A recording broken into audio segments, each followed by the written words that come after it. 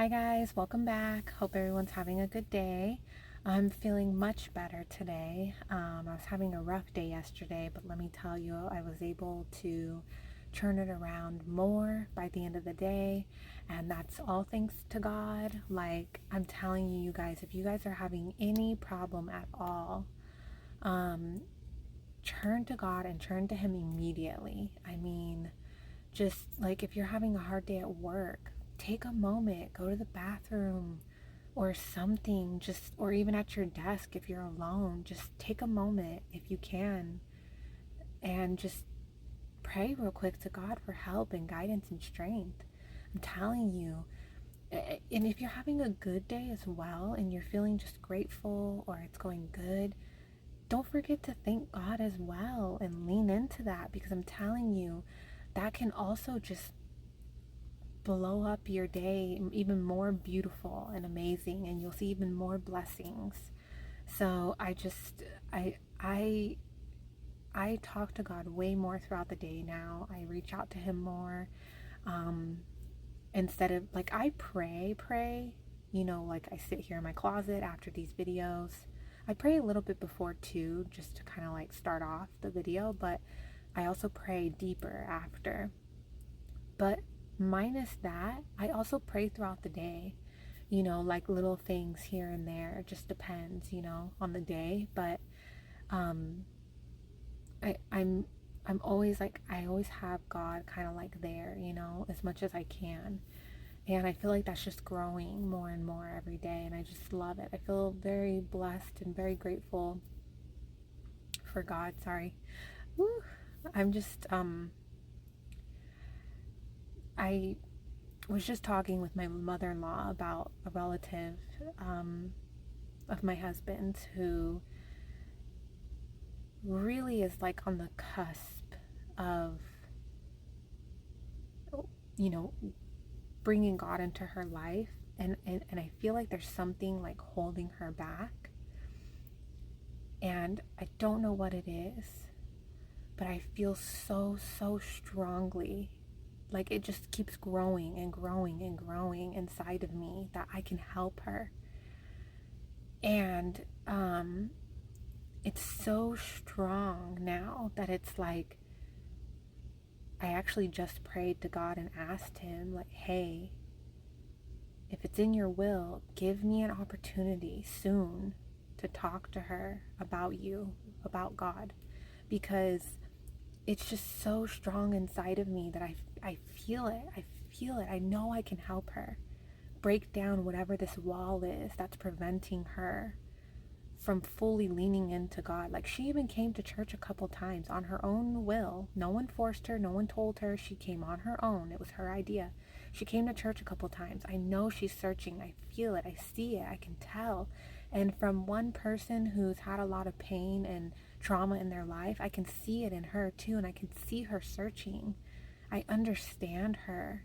And I see and feel and am experiencing what God's doing in my life right now and how he's transforming me right now, and the peace he's bringing me and the joy and the happiness and the healing. And I'm just like, oh my gosh, like I see her struggling, and I just want to take her and just be like, look, like I'm a living, breathing example right now, currently going through this with God. And I'm telling you, he is the way, he is the answer and the only answer to your problems. He is the solution, he is the answer, he is the everything. And so I'm praying that God gives me, if it's in his will, obviously I don't want to mess with his will for her life, but if it's in his will, I asked him, please give me an opportunity to speak to her one-on-one and help her. Use me to break down whatever this wall is that's preventing her from really turning to him. She came to church a couple of times, but then she stopped. And and it's so funny, I just realized I talked about this, I don't know, a couple weeks ago, a couple months ago. I don't remember when the breakthrough was, but um I started having a breakthrough with church, and it was right around 7 months of going to church, which I thought was so crazy. I was like, how did I not notice that before? Because you know how 7 is like a big number in the Bible. And it's so fascinating too, because I started to also have a different breakthrough about 7 months into reading the Bible and making these videos. Which those two things were separate. I started reading the Bible and getting to know God and praying a couple months before I started going to church.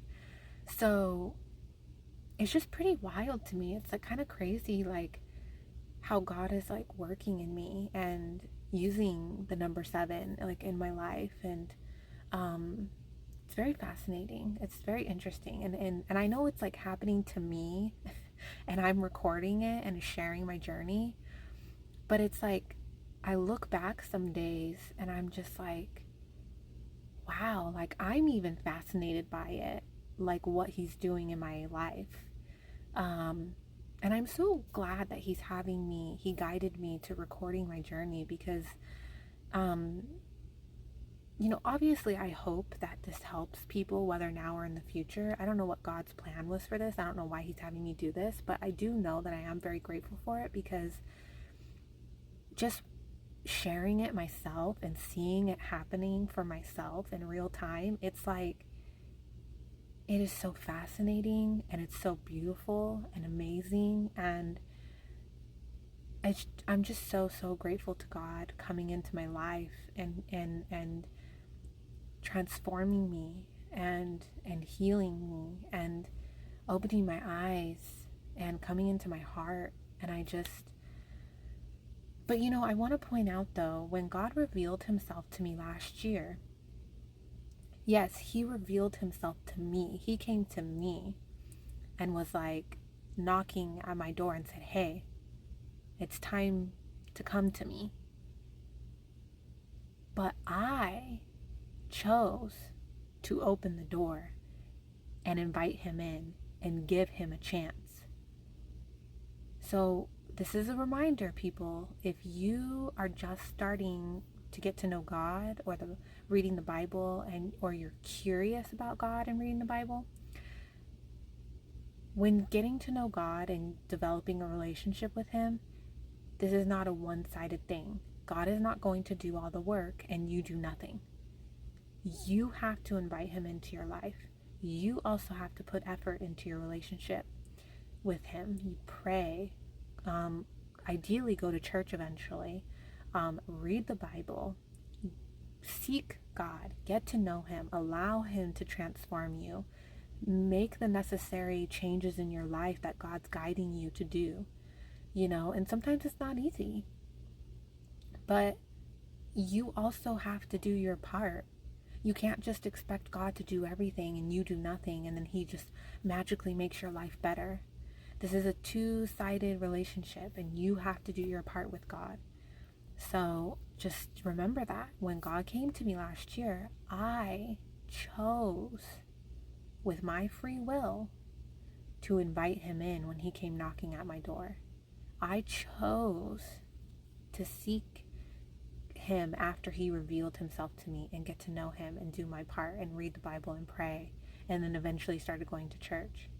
And it took me 7 months of going to church before I finally had a breakthrough and was like, okay, I understand why I'm going to church now and actually enjoy going to church now. I'm actually enjoying going to church. I'm actually understanding it more now. I'm actually getting why I'm there every Sunday. And so, if you're not getting results right away, just remember you also need to be patient, because bringing God into your life and allowing him to transform you and your life is a long-term solution, is a long-term thing. It's not a quick fix to your problems, like, hey God, I need this.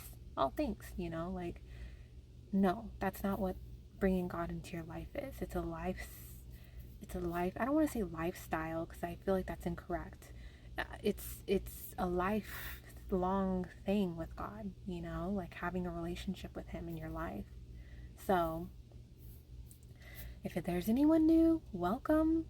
Join me. If I haven't sold you enough, check out some of my other videos, because I'm telling you, check out some of my earlier videos and you'll see already a difference just in 9-10 months that I've been reading the Bible and getting to know God. You'll already see a difference. And I'm only halfway through the Bible. I haven't even done the whole Bible. I can't even imagine what I'm going to be like when I'm done with the Bible. So stay tuned, follow, join me, whatever works for you. I'm telling you, God is the way, He's the answer, He's the truth, the life, the everything. So this is your sign. All right, guys, let's start with today's chapters. All the kings of the earth shall praise you, O Lord, when they hear the words of your mouth. Yes, they shall sing of the ways of the Lord, for great is the glory of the Lord.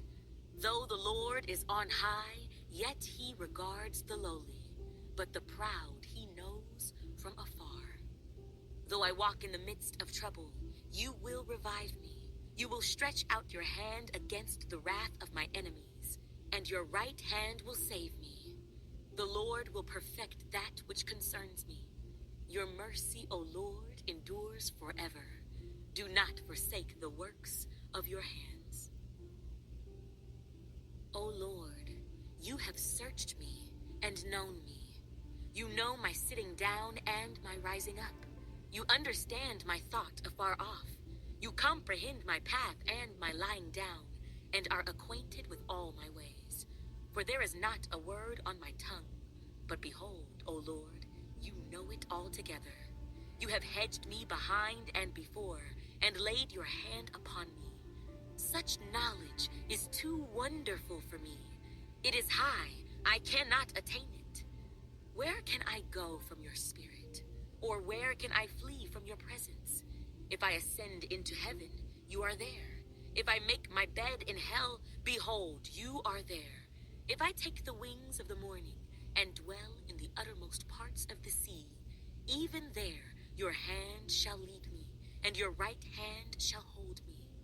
If I say, surely the darkness shall fall on me, even the night shall be light about me. Indeed, the darkness shall not hide from you, but the night shines as the day. The darkness and the light are both alike to you. For you formed my inward parts. You covered me in my mother's womb. I will praise you, for I am fearfully and wonderfully made. Marvelous are your works, and that my soul knows very well. Something I've been really curious about lately is like we're made in our mother's wombs, our physical bodies grow and everything, but like our souls, like our spirits, like does God, I don't know if this is talked about in the Bible or not, but does God like make our souls as we go, like as someone gets pregnant? Or are our souls and spirits like already made, just waiting to like come into a human body in the womb? Like, I don't know if that's talked about at all in the Bible or not, but like I wonder how that works. My frame was not hidden from you when I was made in secret and skillfully wrought in the lowest parts of the earth. Your eyes saw my substance, being yet unformed, and in your book they all were written, the days fashioned for me, when as yet there were none of them. How precious also are your thoughts to me, O God! How great is the sum of them! If I should count them, they would be more in number than the sand. When I awake, I am still with you. Oh, that you would slay the wicked, O God. Depart from me, therefore, you bloodthirsty men, for they speak against you wickedly. Your enemies take your name in vain. Do I not hate them, O Lord, who hate you? And do I not loathe those who rise up against you? I hate them with perfect hatred. I count them my enemies. Search me, O God, and know my heart. Try me and know my anxieties, and see if there is any wicked way in me, and lead me in the way everlasting. Deliver me, O Lord, from evil men. Preserve me from violent men, who plan evil things in their hearts. They continually gather together for war. They sharpen their tongues like a serpent. The poison of asps is under their lips. Selah. Keep me, O Lord, from the hands of the wicked. Preserve me from violent men, who have purposed to make my steps stumble. The proud have hidden a snare for me and cords. They have spread a net by the wayside. They have set traps for me. Selah. I said to the Lord, "You are my God. Hear the voice of my supplications, O Lord. O God, the Lord, the strength of my salvation. You have covered my head in the day of battle. Do not grant, O Lord, the desires of the wicked. Do not further his wicked scheme, lest they be exalted." Selah. As for the head of those who surround me, let the evil of their lips cover them. Let burning coals fall upon them. Let them be cast into the fire, into deep pits, that they rise not up again. Let not a slanderer be established in the earth. Let evil hunt the violent man to overthrow him. I know that the Lord will maintain the cause of the afflicted, and justice for the poor. Surely the righteous shall give thanks to your name. The upright shall dwell in your presence. All right, guys, there we have it. Another day down. We're almost done with Psalms, and then I think the next book is Proverbs. I think I said that right. So, as much as I have found Psalms kind of relaxing, I'm very happy to be moving on to another book because it's been very long. But yeah, so well, I hope everyone has a good rest of their day, and I will see you guys tomorrow for some more chapters. Bye.